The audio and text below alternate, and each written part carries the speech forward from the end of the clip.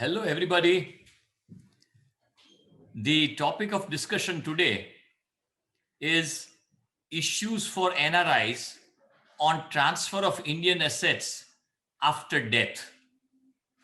Under this topic, we will be discussing it in three parts basically, where the transfer of assets happens by a will, transfer of assets in absence of a will, which is obviously by the law of succession in India, and a planned transfer of asset by a private trust.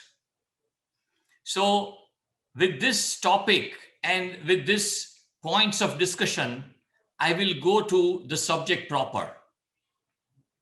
Basically, insofar as non-resident Indians are concerned, they have obviously global assets. Global assets, by that what I would mean is that assets in India and assets outside of India.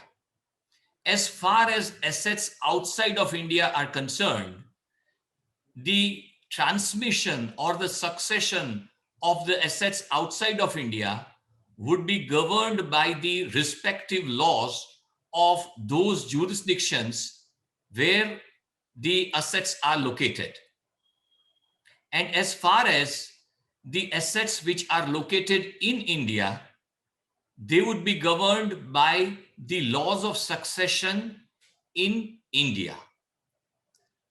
So, while planning about succession, one has to be very clear that when an asset is located in India, the laws of succession of India would be something which would be material and would be operational insofar as the transmission or succession of the assets in India. Now, on death of anybody, there are two things which can happen.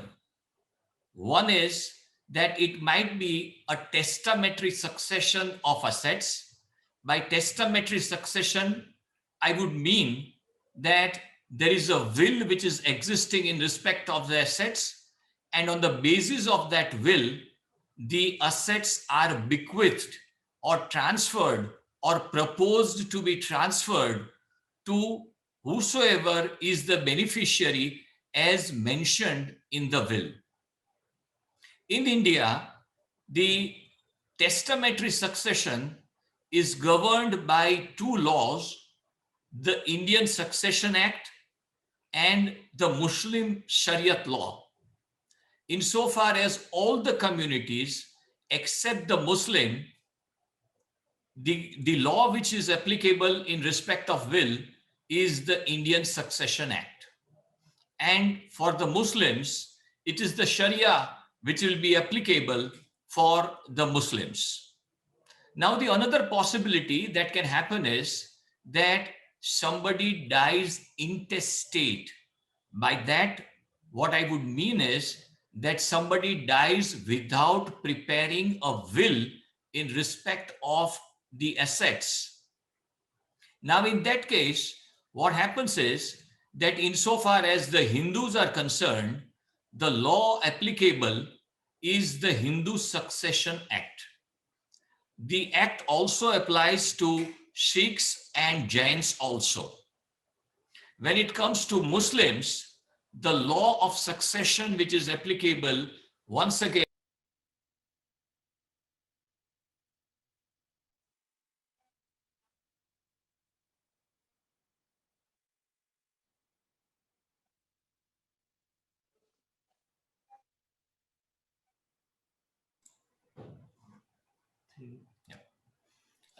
very sorry for the technical difficulty.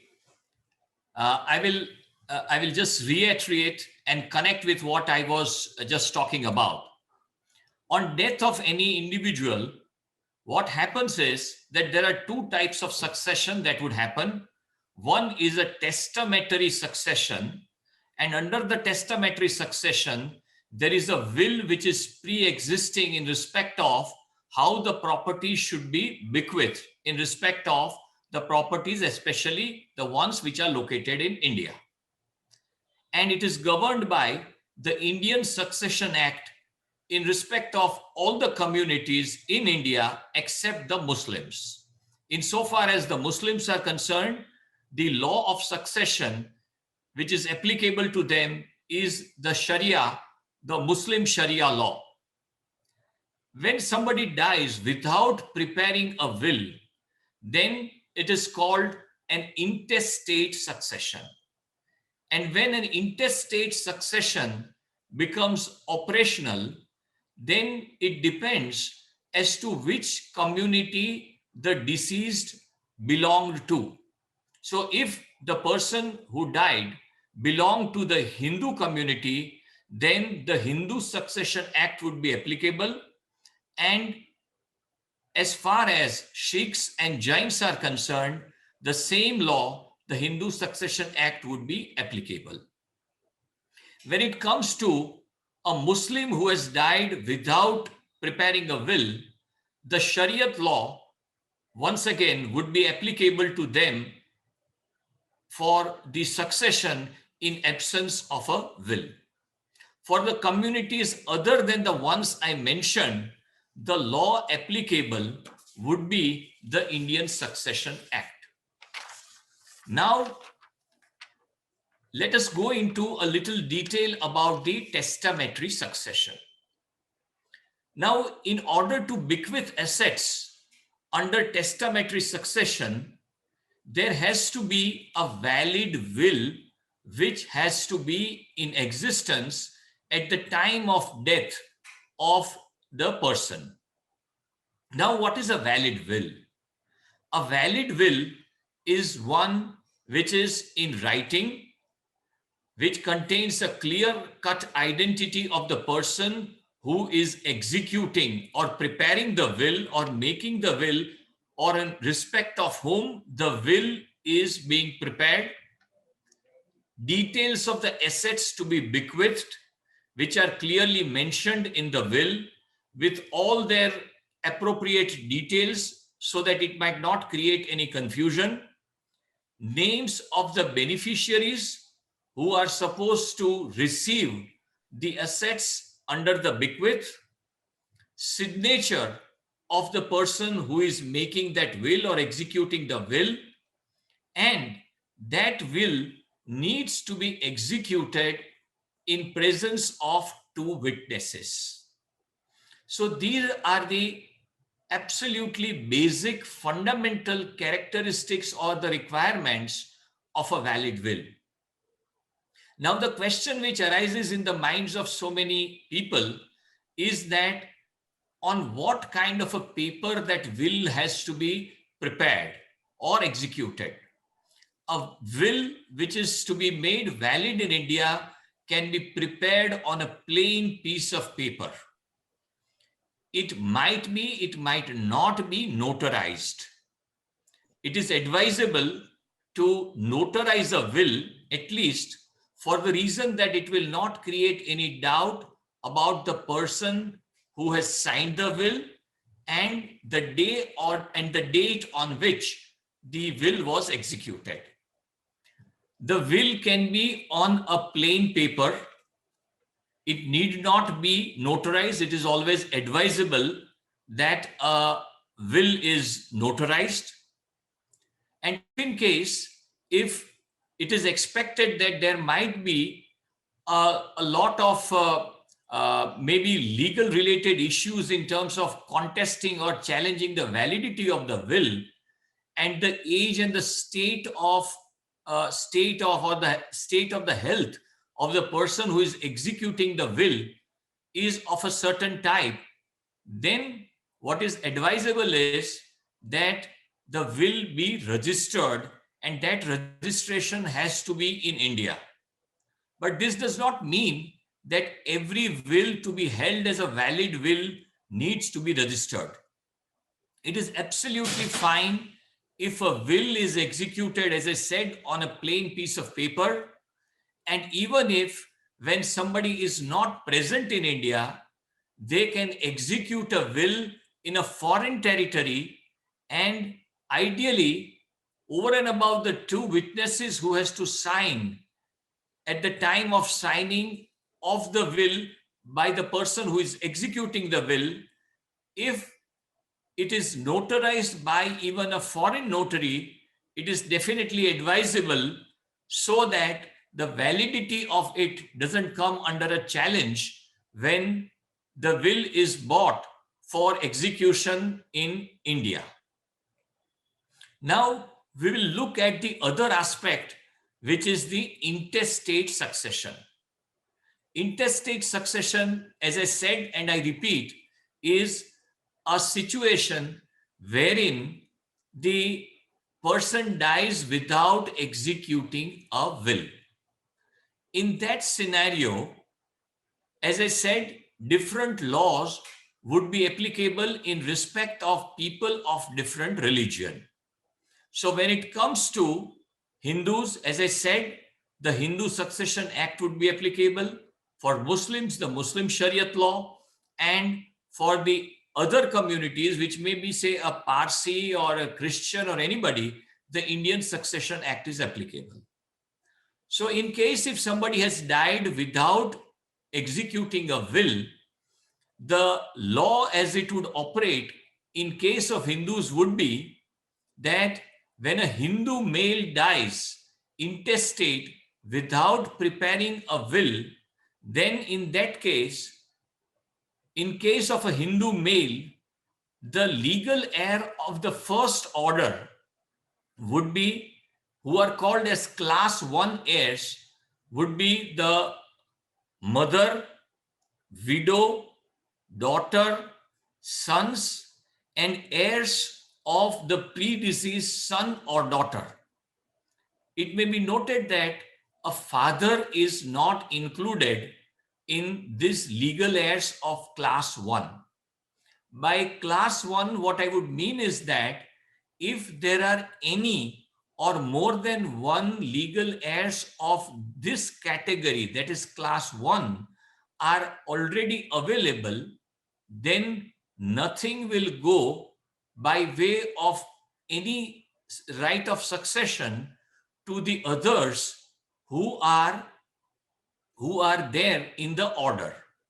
So if there is just one class 1 heir, the entire asset would get transmitted to that legal heir. And if there are more than one class 1 legal heirs, the relationships which I mentioned, in that case, the assets would be distributed equally amongst all these legal heirs. And they all hold, or they all are at par at the time when these assets are to be transmitted to them.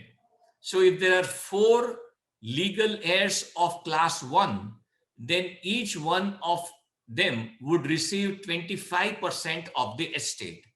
And if there is just one person in that class 1 category, then the entire asset will get bequeathed to that person only.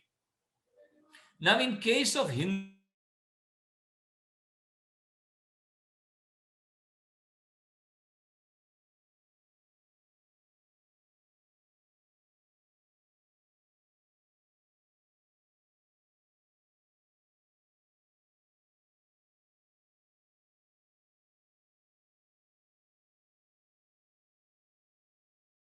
not included. So this would be the situation of transfer of asset in case if somebody dies without executing a will.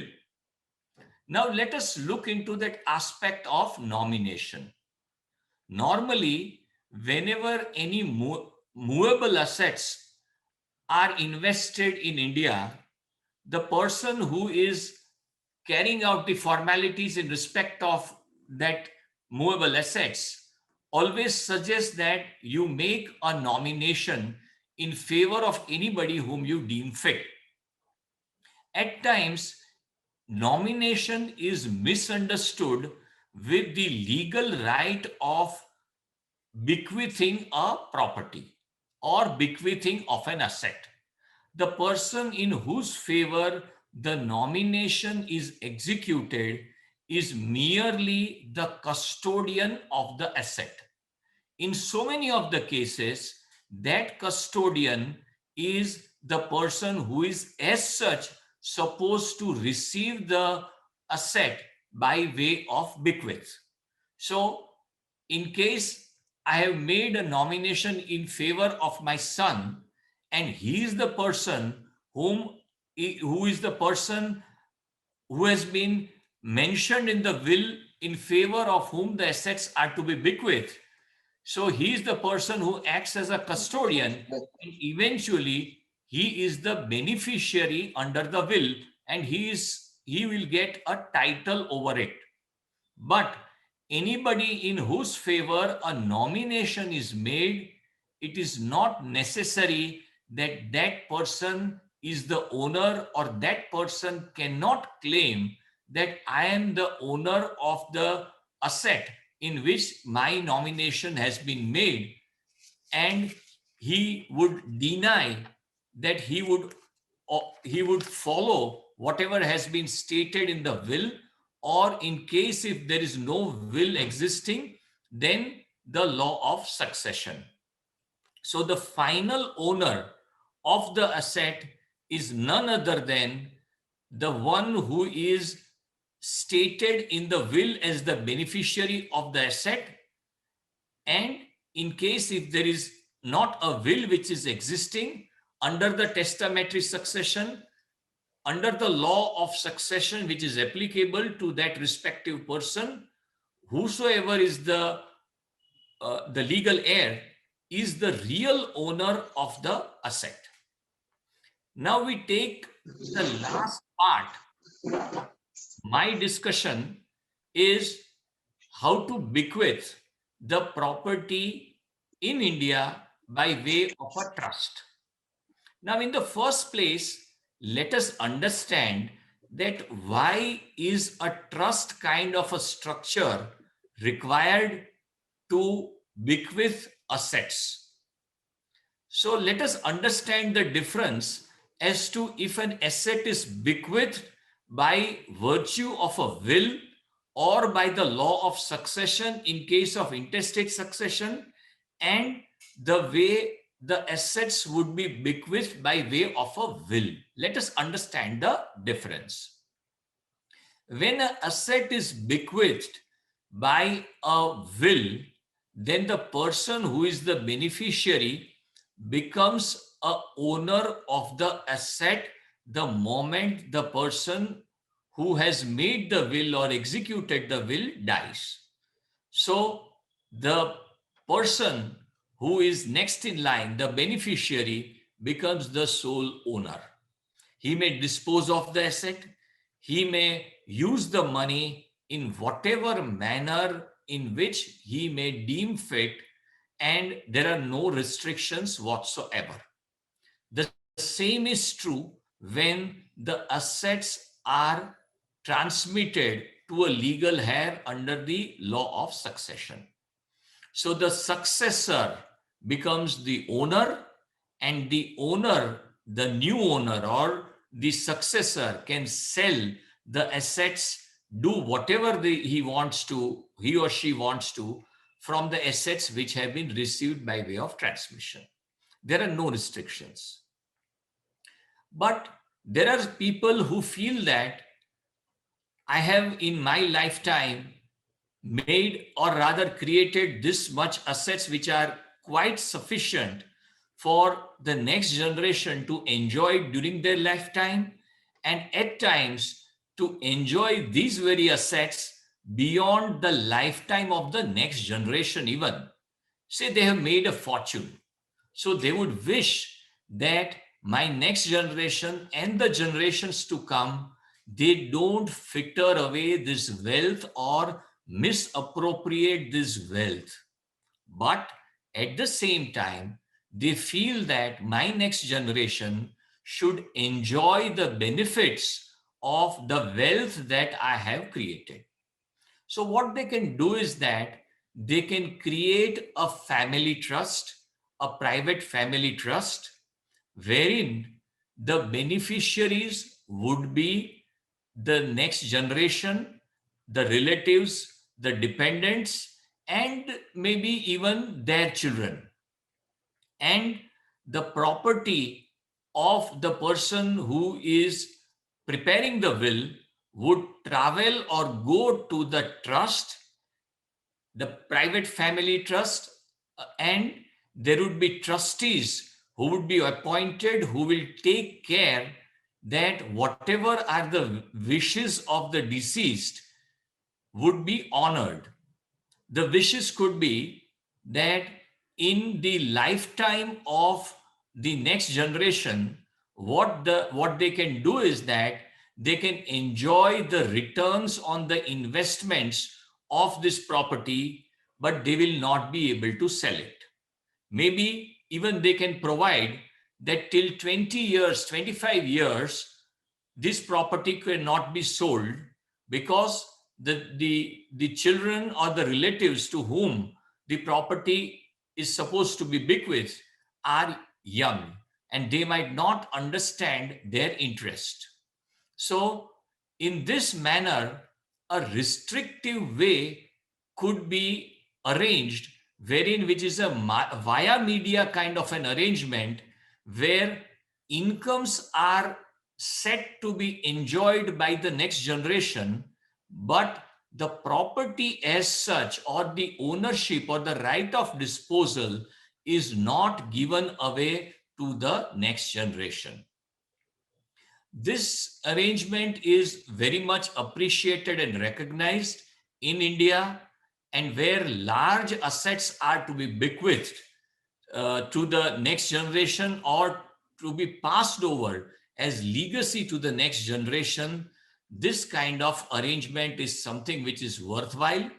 But the negative side or the something which we need to keep in mind is that first, we should have that kind of trustees with who would be around all the time to take care of the next generation or the persons who are beneficiaries and would be able to act in an absolute impartial manner in the interest of the beneficiaries.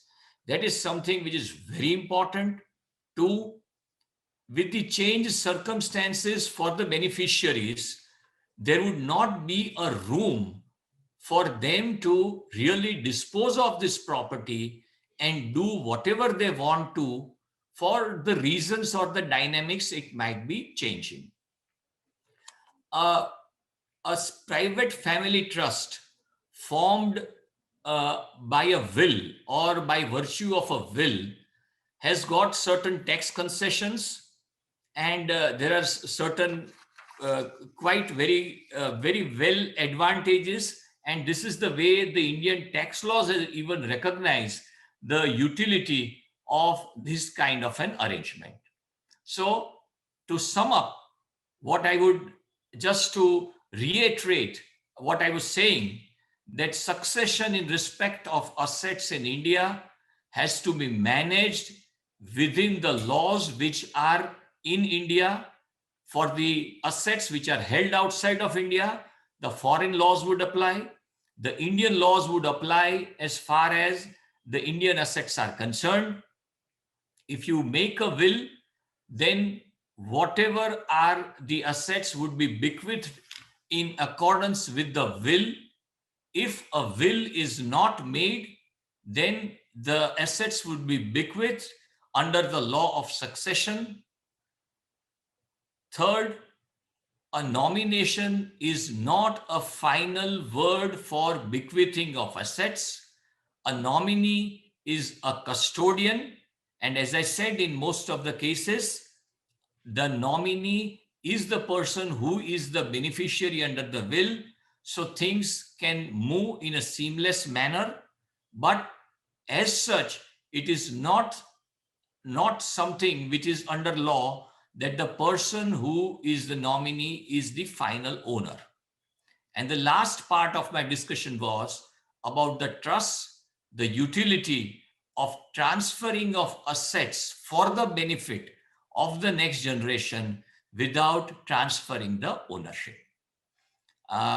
I would be glad to answer the questions which might arise in respect of this topic or any other topics which a non-resident Indian might be interested in. You can press the button of raise your hand, and my office will unmute that person, and you please say your name and location, and I will be addressing your question right away. Thank you. Please, the house is open for questions.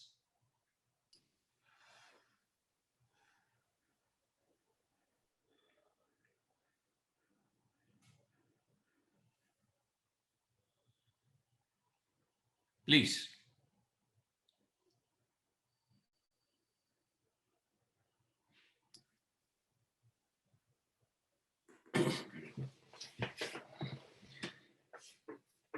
Good evening, Mr. Kothari. Hello. A quick question for you. Yeah. Whatever investment I have through my NRE account, which is an external account, if I dispose it off, how the tax, if any profit is there is taxable and how it is paid? So whatever are the profits that you derive in respect of any investments in India, it depends upon the asset which is disposed. If they are assets which are, say, equity shares, just for instance, then it would be taxed as long-term and short-term capital gains on the basis of your period of holding. So if there are assets which are other than that, then whatever is the respective rate of tax would be applicable. We need to pay those appropriate taxes irrespective of the fact whether that investment is from NRO account or NRE account. Okay, and I don't have any PIS account attached to the NRE account. So is it required to have PIS account, or I can just report that without PIS account when I said dispose of my stocks? Okay. A PIS account is required when somebody intends to buy shares in Indian companies after that person has become a non-resident Indian. So if you were holding stocks which you were holding at the time when you were a resident Indian, you can continue holding those stocks in an account which is a non-PIS account, in a Demat account where your status is a non-resident, and the monies in respect of the disposal of those shares would travel to your NRO account. If you intend to buy any shares from that funds of the NRO account, you might as well buy those shares, and those monies, those shares would go to the Demat account, which is mapped with that NRO account. But if you intend to invest fresh funds from abroad and would like to invest through the NRE account, then you need to have an NRE PIS account, which is an account where monies will move out, shares will go in, and vice versa on buying and selling of securities. Okay, the thing is, I have the investment with the NRO account, and also I have it with the NRE account. Now, I do not want to invest anything from the NRE account, but I want to dispose that off. Will that fund will go into my NRE account, or will it go in NRO account? Okay. In the first place, when those investments were made from the NRE account, they have to be through the PIS route. This is, I'm talking about 30 years back. So there was nothing like this. Okay, fine. So in that case, the account which is mapped with the NRE account, right, the Demat account, those funds, I would use the word can go to the NRE account technically. But now, in order for you to prove that these were the monies, if it was a NRE PIS account, it would have been very crystal clear. But now, in order to prove something which was what has happened 30 years back today, it might be difficult. So let those funds go to the NRO account. Don't worry about that. The rate of tax is the same. Then after the monies have traveled to the NRO account, you can, under the $1 million US scheme, you can convert the NRO money to NRE, or maybe those monies can travel outside of India if you wish to. So that's not a problem. Okay, right now my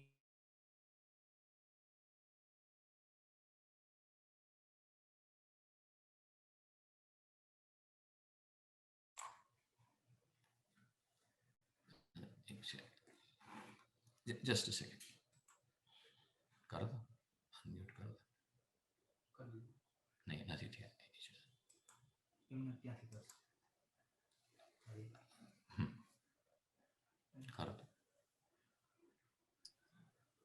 Yeah, please go ahead. Now I can hear you. Okay, all right, sorry. So basically, when I invested, and the trading account is attached to my NRE account. And when I was talking to the bank people, they said, yes, when you dispose it off, it will go back to your account. So I'm really confused here, that's why. Right. I do understand. The only requirement is that in today's, whatever has happened in last 15 years, 10, 15 years, there was always this provision of NRE PIS account. So for somebody who is a banker to understand that there were times 30 years back when this PIS stuff was not there, it might be difficult for them to understand. So maybe the via media which I'm talking is that, okay, if he says that, no, this cannot go to the NRE account, is okay. Ultimately, the tax liability is the same. The only thing is that repatriability of funds. Repatriability of funds is anyways which is available, because I'll take that money to the NRO, and under the 1 million scheme, I can always do it. That's just something which we can always do. Right. Okay. That makes sense. Thank you very much. Pleasure. Thank you. The next question, please.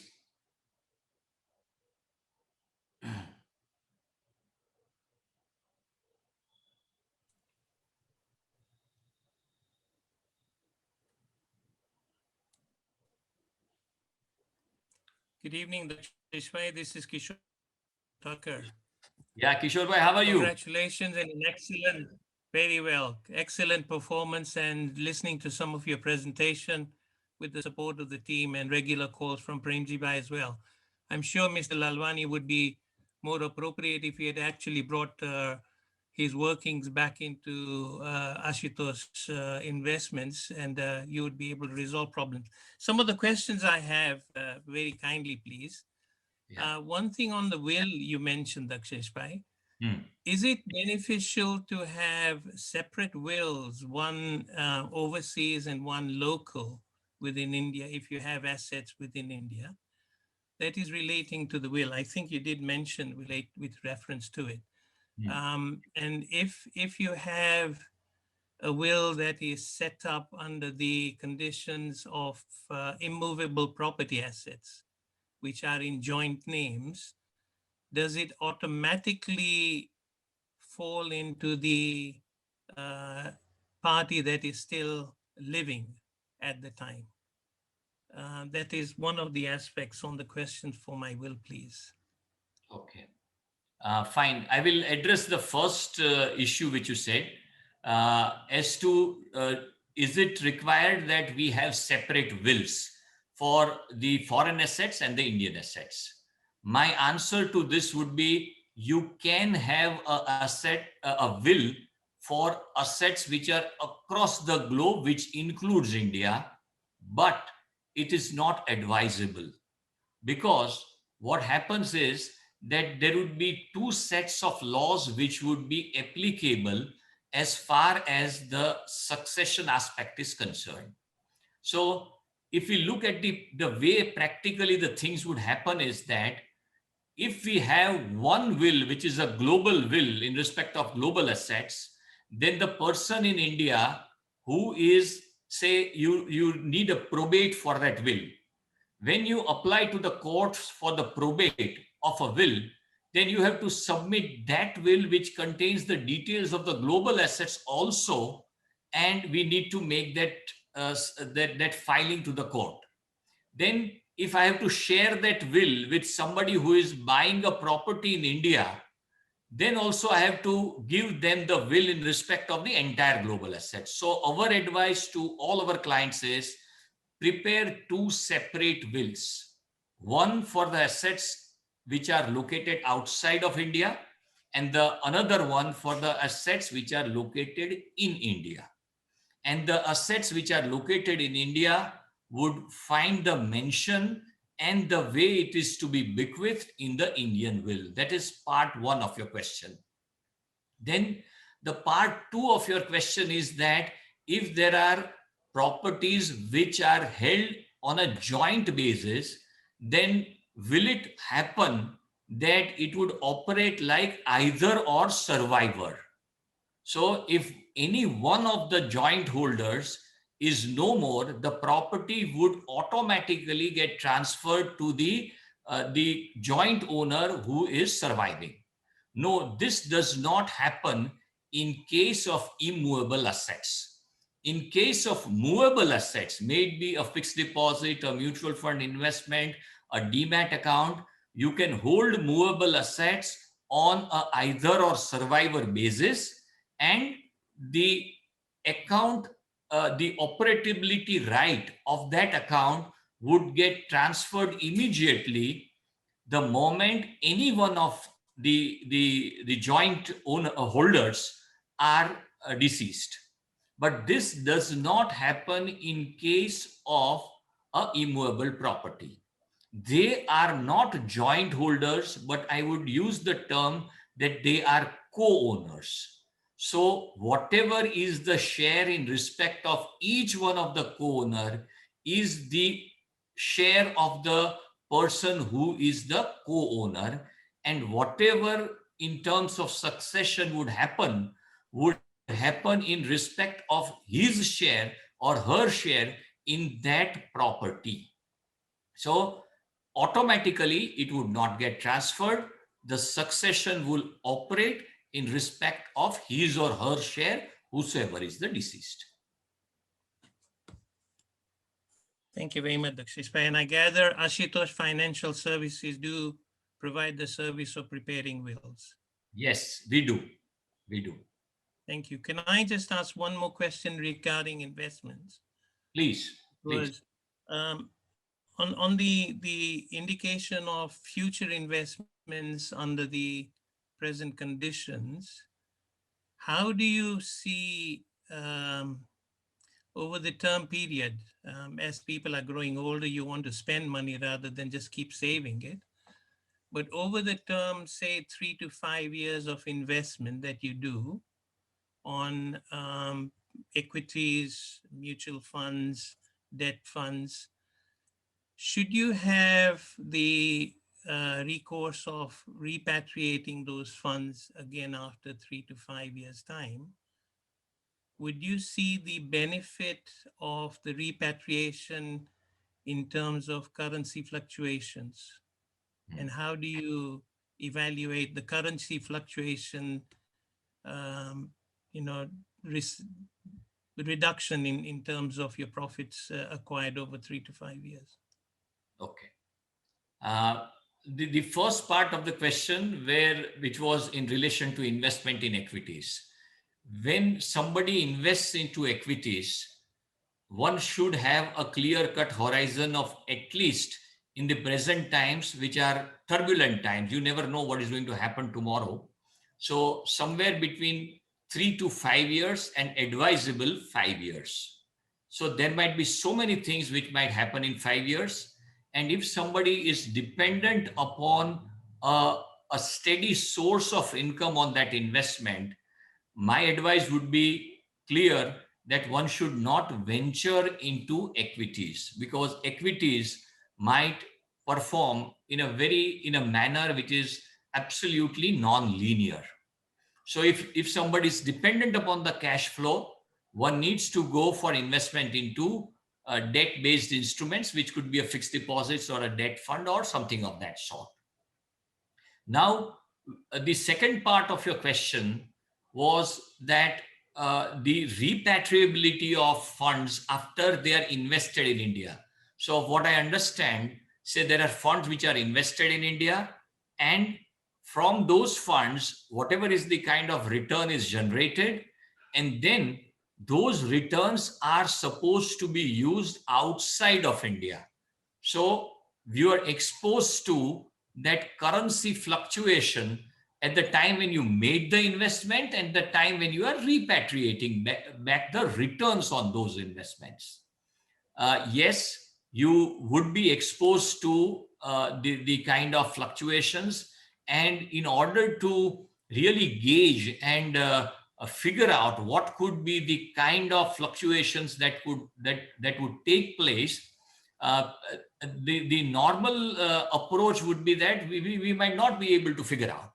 But my understanding and my thumb rule, which I feel is that whatever is the kind of inflation differential between the two economies, that would get adjusted in the depreciation of a currency over a period of time. It might not happen in an absolute linear pattern, but over a period of 2 years, 3 years, it would so happen that the inflation differential, say there is an inflation of, in US, it is say 1%, in India, it is say 4 or 5%. Then it is all set that 3-4% will get settled over a period of 2, 3, 4, 5 years, maybe in bouts, by way of depreciation of the Indian rupee. So this is a thumb rule, and that we need to always take into consideration. So at times, it apparently so somebody would feel that there is a higher rate of return on fixed income investments in India. But the way to really make a judgment on the return on fixed income investments would be that whatever is the rate of interest available, from that we need to deduct the inflation, and that is the real rate of return. And if that real rate of return between the two economies is something which is beneficial for a fixed income investor, it is only then it is worthwhile making fixed income investments in India. Thank you very much, Daxesh bhai. Appreciate that. Thanks for joining. The company's support as well. Thank you. Thanks for joining.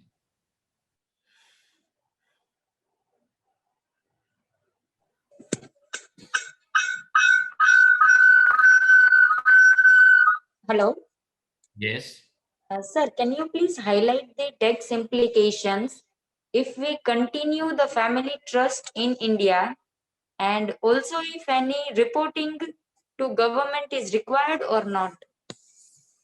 Okay. As far as a private family trust is created by virtue of a will, and maybe even if it is a discretionary family trust, wherein it is at the discretion of the trustee that how the incomes are to be distributed today and tomorrow and thereafter. And if that is the only trust which is created under the will, then that trust would be taxed at a rate at which individuals are taxed in India. Otherwise, a discretionary family trust is taxed at the maximum marginal rate. But in case of a discretionary family trust created by virtue of a will, it would be taxed at a rate which is, as I said, the normal rate which is applicable to individuals. That is part one as far as the taxability is concerned. As far as the compliance is concerned, the compliance which is required is that it is a separate entity recognized by law and by the Income Tax Act in India. So it needs to have its own income, its own permanent account number, own bank account, and own assets which are held by that very trust. So it will create a liability in terms of compliance in respect of that trust. So that is something which is required for a family trust.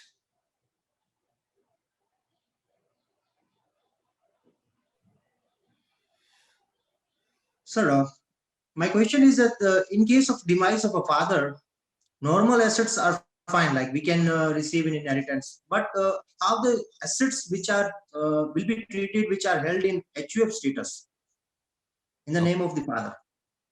Right. So what I would like to clarify is that HUF is an entity which is an entity separate or distinct from an individual. So whatever are the assets which are held by a HUF are family assets, and if in case father who was the karta of that HUF dies, then the eldest son or daughter of that family automatically becomes the karta, and the HUF still remains operative, and the future operation as a manager or the karta of that HUF is supposed to be carried out by the eldest sibling in the family, and that entity with the same name can continue till the time the co-partners and the members of the family so desire.